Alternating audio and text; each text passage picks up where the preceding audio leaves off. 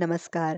तुकाराम मुंडे आपल्या डॅशिंग कामगिरीमुळे म्हणजेच की नवलौकिक मिळालेले अधिकारी तुकाराम मुंडे यांच्या माध्यमातून औषध व अन्न प्रशासन विभागाच्या आयुक्तपदाची जबाबदारी घेताच राज्यांमध्ये कारवाईचा एक मोठा धडाका लागलेला आहे. म्हणजेच की यांच्या माध्यमातून आता 29, 30 आणि 31 या 3 दिवसांमध्ये तब्बल 32 आरोपींना अटक करून 26 कंपन्या सील लावण्यात आलेल्या आहे.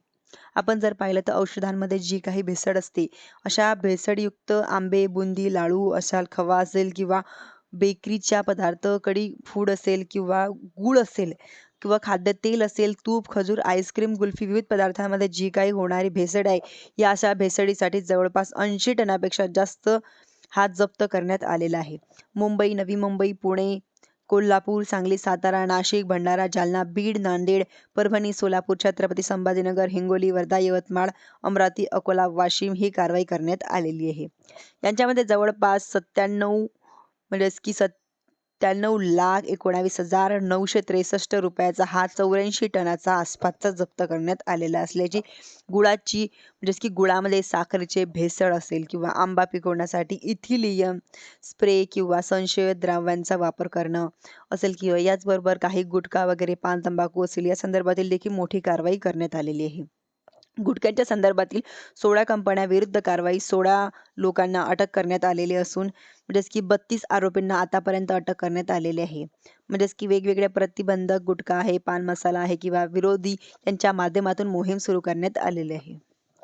राज्यांमध्ये जर नागरिकांच्या आरोग्याशी कोणी खेळत असेल तर त्या म्हणजेच की अन्नामध्ये किंवा इतर काही पदार्थांमध्ये भेसळ असेल किंवा अशा प्रकारची जर माहिती नागरिकांना असेल किंवा अन्नपदार्थांचा दर्जा काही तक्रार असल्यास शंका असल्यास तुम्ही अन्न व औषध प्रशासनाला द्यावी अशा प्रकारचे आवाहन देखील करण्याच्या माध्यमातून करण्यात आलेले आहे.